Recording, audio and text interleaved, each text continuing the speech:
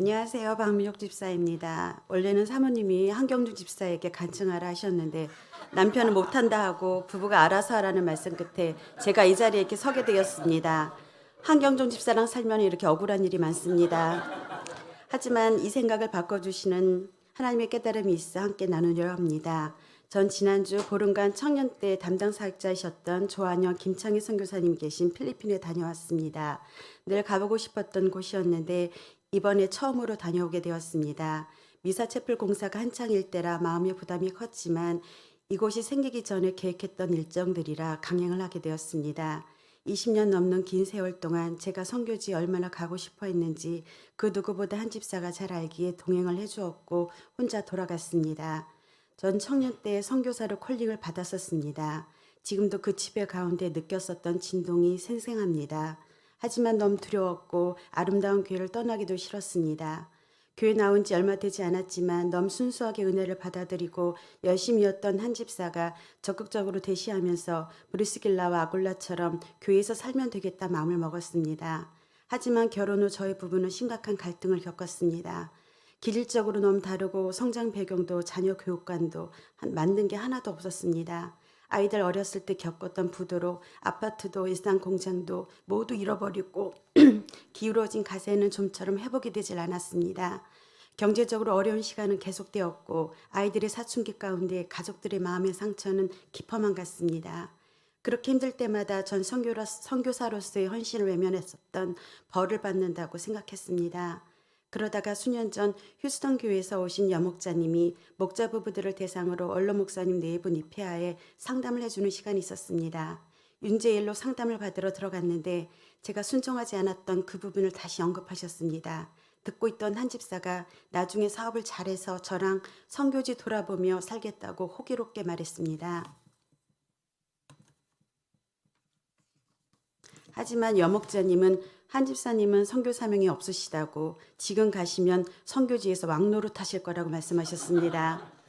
그리고 저희에게 여러 권면을 해주셨는데 전 마음을 굳히는 계기가 되었습니다. 그래, 애들 다 키워놓고 나 혼자 가는 거다. 하나님은 삶의 고비고비마다 늘 피할 길을 주셨고 가정을 지켜주셨습니다. 특히 저희 3남매 아이들에게 베푸신 은혜가 너무나 큽니다. 막내를 가졌을 때는 전 이미 몸이 많이 안 좋아서 약도 먹었고 방사선 촬영도 수차례 했습니다. 임신 소식에 내과 의사 선생님은 중절수술 소견서를 내미셨습니다. 환경도 몸도 최악이었지만 남편도 낫기를 원했고 신앙 양심상 쉽지 않은 결정이었습니다. 3일 작전 기도 끝에 하나님은 시편 139편 12절 말씀을 새벽 예배 때 보게 하셨습니다. 하나님께는 흑암과 빛이 일반이라는 말씀이셨습니다.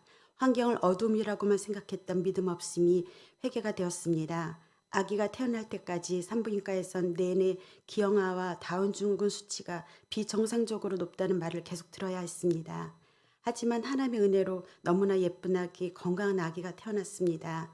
오빠 언니가 모두 제 길을 가고 떠난 지금 예윤이는 저희 부부에게 큰 위로입니다. 둘째 예림이는 중1 때 친했던 친구들 사이에서 왕따를 경험하며 무척 힘들어했습니다. 매일 밤 잠도 못 자고 자더라도 경기를 하면서 잠을 설치기 일쑤였습니다. 전학을 시켜달라고 매일 울었습니다. 직장 다녀오면 학교에서 버티다 조퇴를 했다고 옥상에도 여러 번 다녀왔다는 말을 들을 땐 정말 지옥이 따로 없었습니다. 하지만 하나님밖에는 정말 길이 없어서 저와 함께 새벽 예배를 다니며 딸은 조금씩 회복이 되어갔습니다. 하나님은 딸의 시야를 바꿔주셨고 믿음을 주셨습니다. 또한 공부할 마음도 지혜도 주셨습니다.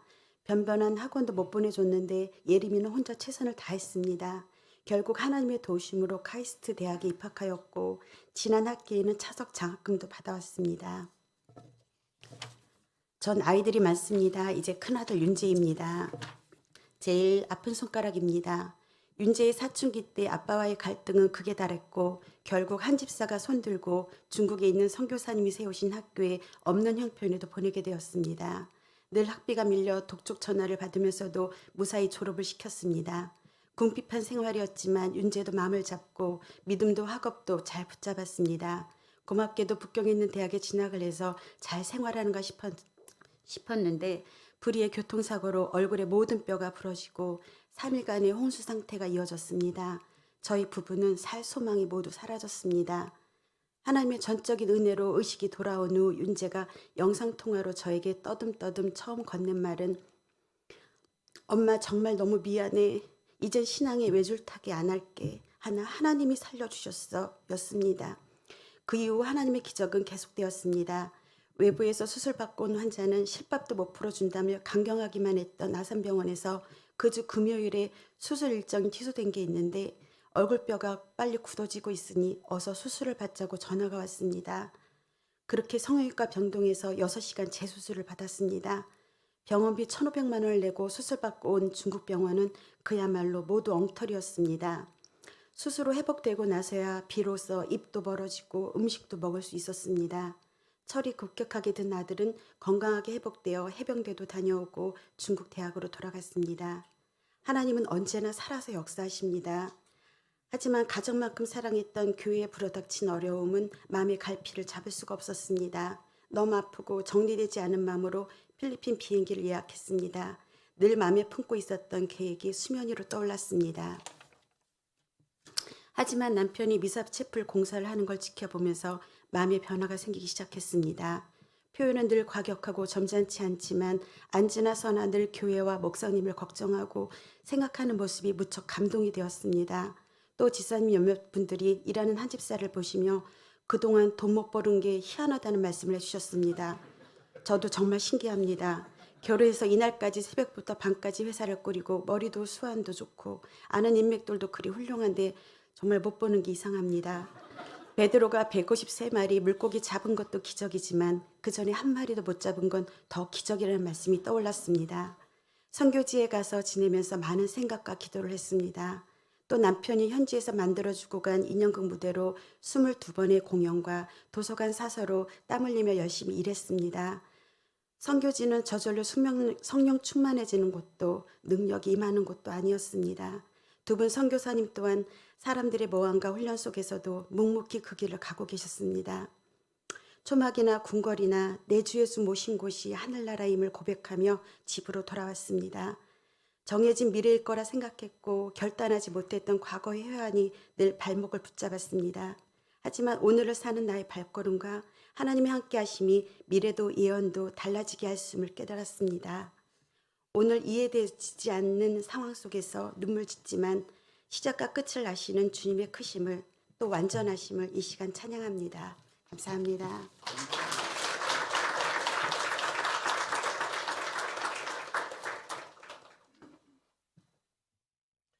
요한복음 12장 12절부터 19절까지.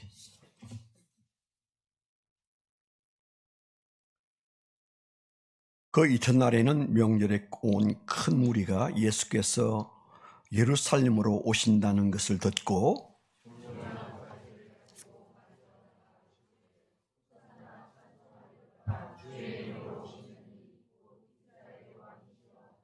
예수는 한 어린 나귀를 보고 타시니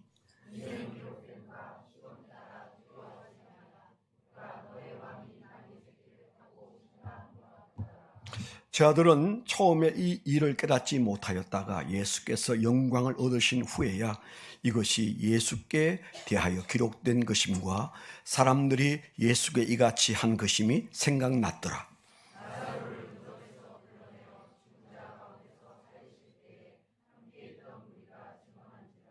이에 무리가 예수를 맞으면 이 표적 행하심을 들었음이러라.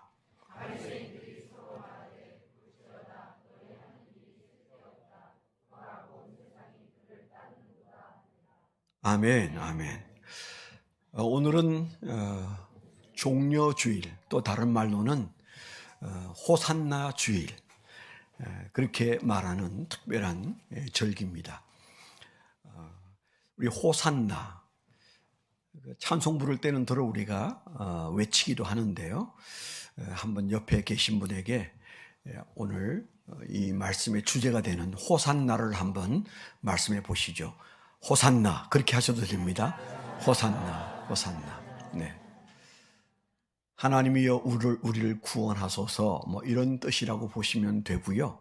왕이 등장했을 때 왕이 나의 구원주이시다, 구세주이다, 라고 하는 의미로 왕을 가장 높이는 호칭이기도 한데요. 어떻든 종려나무 가지를 꺾어서 흔들면서 호산나라고 외쳤던, 그게 최초의 한 일은 아니고 이스라엘에도 종종 있었던 일이지만, 난데없이 나귀 새끼를 타고 나타난 예수님에게 사람의 마음속에 감동이 일어나서 누구하고 약속한 것도 아니고 계획된 어떤 그런 이벤트가 아니었어요. 그냥 사람들의 마음속에서 예수님을 보면서 종려나무와 가지를 꺾게 되고, 그리고 어떤 사람들은 나귀의 안장에 옷을 벗어서 깔기도 하고, 또 그 나귀가 지나가는 길에 자기 옷을 벗어서 깔기도 하고, 아주 그 흥분의 극치였어요. 오늘 성찬식도 했고, 또 잠시 후에 우리가 함께 교제의 떡도 나누겠지만은, 오늘 하루는 우리 마음속에 예수 때문에 흥분이 일어나는 날이어야 돼. 오늘 많이 기뻐해야 또 한 주간 동안 우리가 주님의 슬픔에 동참할 수가 있습니다. 그래서 이 시간은 우리가 고난주간의 시작이지만, 오늘 예수님을 왕으로 높여드리는 종려주일이다. 이 사실을 우리가 마음속에 품고 잠시 아주 짧게 이 말씀을 좀 생각하도록 그렇게 하겠습니다. 예수님께서 나귀를 끌고 오라고 말씀하셨잖아요. 뜬금없는 말씀에 어떻게 무슨 얘기지? 어디다 맡겨놓으셨나? 아마 별별 생각이 다 있었을 거예요. 그런데 어떤 벳박에 가서 예수님이 일러주신 대로 나귀를 풀어 오려고 했을 때 주인이 도대체 왜 남의 나귀를 끌고 가냐? 그랬을 때 우리 주인이신 예수님이 쓰시겠다고 합니다. 그 말을 했는데 이상하리만큼 그분은 기꺼이 그 나귀를 풀어주고, 그리고 나귀 애미와 나귀 새끼를 몰고 예수님께로 왔더니, 예수님께서 그 나귀를 타는데 상식적으로는 어미 나귀를 타야 되는데 새끼 나귀를 타겠다고 하셔서 이해가 안 되는 일들이 그날 벌어졌잖아요. 나중에 그들이 엄청난 충격을 받으면서 이해를 했지만 그 당시에는 이해가 안 됐습니다. 예수님이 나귀를 타고 가시고 사람들이 호산나라고 외친 사실에 대해서 아마 이 중에도 그게 무슨 일인지 이해가 잘 안 된다, 그런 분도 계시고, 그게 뭘 뜻하는지 알 뿐만 아니고 그게 내 인생과 내 삶과 내 영혼에 직결되어 있는 문제이다 라고 감격적으로 생각하는 분도 계실 겁니다. 예수님께서 나귀를 타시고 그리고 예루살렘 성에 입성하시고 불과 일주일이 안 되었을 때 십자가에 못 박혀 죽으셨잖아요. 그러니까 예수님께서 이제 예루살렘 성에 들어오는 이 퍼포먼스를 우리가 어떻게 이해할 거냐, 여러 가지 우리가 교훈이 있지만은 오늘 우리는 짧은 시간에 딱 하나만 생각합니다. 그게 뭔가 하면, 예수 그리스도를 너는 어떻게 생각하느냐, 이 사실이에요. 나는 도대체 너에게 뭐냐? 예수님이 그렇게 물으신다고 생각하시면 됩니다. 첫 번째는 나는 도대체 너에게 뭐냐? 예수님이 그렇게 물으시는 질문이 바로 이 호산나 안에 있다고 생각하시고, 두 번째는 너는 도대체 나의 무엇이라고 생각하느냐? 너에게 있어서 나는 무엇이고, 그리고 나와 너의 관계에 있어서 너는 너 자신을 누구라고 생각하느냐? 이 두 가지 질문이 핵심이에요. 많은 교훈이 있지만은 우리 두 가지만 생각을 하도록 하겠습니다. 예수님께서 오늘 우리에게 이 사건을 통해서 묻고 싶은 가장 큰 질문은, 너에게 있어서 내가 왕은 맞냐? 물으신다고 보시면 됩니다. 신앙의 가장 중요한 결단의 순간에 우리가 예수님을 뭐라고 그래요? 나의 주와 구주로 영접한다고 그러죠. 그러니까 우리 신앙이 어떤 결단을 한 시점을 물어본다면 그 결단의 시점에는 분명히 절대 빠지지 않는, 2000년 동안 빠지지 않는 원칙이 하나 있는데, 그것은 예수 그리스도에 대한 고백입니다. 어떤 고백일까요? 내게 있어서 예수님은 어떤 분이시다, 그 고백이잖아요. 그게 신앙입니다. 그거 없이는 구원받을 수 없고, 그거 없이는 주님과의 관계가 맺어지지 않는다고 말할 수 있어요. 그것의 결과로 우리는 침례를 받고, 그것의 결과로 우리는 성찬식도 하는 거죠. 그래서 가장 중요한 신앙의 첫 매듭은 내게 있어서 예수가 누구냐, 그 문제를 우리가 분명히 하는 겁니다.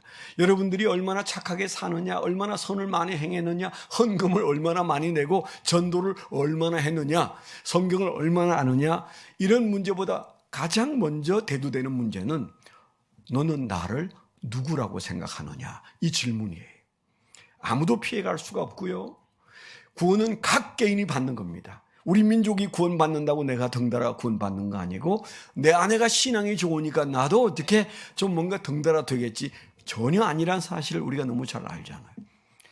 그러면 내게 있어서 예수가 누구냐라고 하는 질문을, 사람들은 나를 누구라고 하느냐, 너는 나를 누구라고 하느냐는 질문과 함께 이 호산나 사건에서 우리에게 던지는 질문은, 너에게 있어서 내가 왕인 것 맞냐? 그걸 물으시는 거예요. 너에게 있어서 나는 믿을 만하냐, 이 정도가 아니에요. 왕이냐 아니냐 대답해. 그렇게 말씀하신다 믿으시면 틀림없습니다. 예수님은 세상의 왕으로 오신 것이 아니고, 당연히 세상의 왕으로 오셨죠. 그러나 성경에 보면 너의 왕이냐, 너 자신의 왕이냐라고 물으시는 질문이 주님에게는 가장 중요한 질문이에요. 그러니까 저와 여러분이 오늘 이 종료주일에 고백해야 할 고백이 있다면, 예수님은 과거에도 나의 왕이었고 지금도 여전히 나의 왕이십니다. 우리가 어느 날 결단하면 그 순간부터 관계가 열려요. 그런데 그 관계가 열렸다고 해서 계속 예수님이 여러분들의 삶에서 주인 노릇 하시던가요? 하루에도 여러분 바뀔 거요? 어제 우리 교회 처음 학생부가 만들어졌을 때 그 주축 멤버가 71년생이었어요. 근데 그 71년생 몇 명이 찾아왔어요. 뭐 그 모임이 있어서 이왕 모이는 김에 미사리에서 모이고 아름다운 미사 채플에서 잠시 만나자 그래서 왔는데 너무 반가웠어요. 몇십 년 만에 만난 사람도 있고요. 근데 이제 그분들이 우리 교회가 개척하고 그 나이 또래가 제일 왕성하게 열심으로 와서 울고불고 학생부 때도 열심히 주님을 섬겼고, 그분들이 청년부 되었을 때도 열심이었고, 그리고 우리가 문학의 밤 할 때도 얼마나 열심이었는지, 그때 따라온 사람들이 여기 앉아 있는데 그때 주도했던 사람 중에 다수는 없어요 지금. 왜 그렇게 됐을까요? 제가 어젯밤에 밤늦게까지 설교 준비는 안 되고 마음에 계속 일어나는 질문이 그거였어요. 그때 그렇게 좋았던 사람들이 이제 한 30 몇 년을 살고 건 40년 사는 동안에 중년이 되어버렸는데, 50대가 됐는데 그들 중에 다수는 교회를 안 다니고 있다는 사실. 그러니까 박은영 집사님, 이명우 집사님, 김준모 집사님, 또 여기 계신데 내가 얘기를 안 하면 시험 들 텐데 갑자기 이름이 그 이상 생각 안 나요. 그분들 몇 분들을 제외한 나머지는 그저 교회를 다니겠지만은 소식이 그렇게 건강한 신앙생활을 한다는 것 같지는 않고요. 또 안 다니는 분들도 많더라고요. 그때 그렇게 열정이 있었고, 그렇게 주님 앞에 헌신하고, 그렇게 열심히 전도하고, 그래서 그 인생이 한 40년 가까이 사는 동안 정말 주님 앞에 열매가 많아야 되는데, 그런데 교회 안 다니는 사람이 굉장히 많더라고요. 예수 안 믿는 건 아닐 거예요. 그렇지만은 교회 갈 필요를 안 느끼니까 그 자녀들마저도 교회를 안 다니는 거죠. 뭘까? 그때 제가 그 학생들과 그 청년들과 씨름했지만은 그들과 맨투맨을 뭐 열심히 하거나 그러지는 못했어요. 작년 목회하느라고. 뭐 그렇다 치더라도 어떻게 수학이 10%밖에 안 될까? 뭐 10% 혹은 20%. 80%는 신앙생활이 건전하지 못하다는 얘기잖아요. 제 마음속에 밤중에 느끼는 아픔은 설교 본문과 함께 그들에게 예수가 진정한 왕이었고, 왕까지는 고백했어요. 그런데 날마다 예수님을 왕으로 섬기는 그런 예수가 왕인 신앙을 그들이 살았다면 지금 현재 거기에 머물러 있지는 않을 텐데, 그런 생각이 많이 들었어요. 어떻습니까? 이건 지금 교회에 나오고 있는 우리의 문제이기도 합니다. 우리는 과연 예수 그리스도를 나의 주, 나의 왕이라고 고백한 것에서 더 앞으로 가고 있나요? 아니면 뒷걸음질 치고 있나요? 주님이 보셨을 때 너가 한 그 고백에 맞도록 지금 잘 살고 있다, 그런 주님의 인정 속에 서 있는지 돌아봐야 하는 날이 오늘입니다. 호산나라고 외치는 순간, 아까 하셨잖아요. 그 말 속에 주님은 나의 구세주이십니다. 나의 왕이십니다. 물론 우리가 왕정시대에 살고 있지 않아서 왕의 개념이 좀 이렇게 확실하게 오지는 않은 시대에 살고는 있습니다. 그러나 우리가 교회에 오면 주로 많이 부딪히는 찬송들이 우리에게 예수가 왕이라는 사실들에 대해서 많이 생각하게 하잖아요. 주님이 오늘 우리에게 묻습니다. 너에게 있어서 내가 언제쯤 왕이라고 고백되어졌는데 지금도 그 고백 안에 부끄럽지 않으냐? 그 주님과 우리 사이에 왕과 그리고 왕으로 고백한 자의 관계가 더 돈독해졌느냐? 주님이 물으신다고요. 오늘 그 물음 앞에 힘있게 대답하고 주님과 우리 사이가 왕으로 섬기는 고백이 더 넘치게 되기를 축원합니다. 그런데 우리가 두 번째 질문에 나가야 돼. 그 두 번째 질문은 뭔가 하면, 내가 너에게 있어서 그러면 뭐냐? 나는 너에게서 왕이라는 것, 그것 굉장히 중요한과 함께 너에게 있어서 나는 어디쯤 서 있느냐? 그 질문인데요. 성경에서 말하는 예수님을 왕이라고 고백한 그리스도인들에게 있어서 가장 중요한 것 중에 두 번째가, 내가 예수를 왕이라고 고백한 사람은 예수 그리스도의 신부라고 하는 사실을 기억해야 돼. 예수님이 나의 왕 맞습니다. 그런데 주님은 내가 내 스스로를 예수의 신부로 말하고 그렇게 생각하고 그렇게 살기를 원하세요. 왕과 비. 예수가 나의 왕이면 나는 그 왕의 왕비로 서 있어야 되는 것이 우리의 포지션이에요. 호산나 속에 그냥 백성이라는 개념 정도가 아닙니다. 성경에 말하는 스가랴서에서 말하고 있고, 그리고 오늘 말씀에서도 나오는 예수님과 우리의 관계에 있어서 예수님은 도대체 내게 왕이라면, 그리고 예수님과 나의 관계가 그러면 어느 8촌이냐 4촌이냐 도대체 뭐냐라고 묻는다면 마치 말하는 대로 부부예요. 예수 그리스도의 신부입니다. 교회가 예수의 신부고 성도가 예수의 신부예요. 엄청나게 중요한 거죠.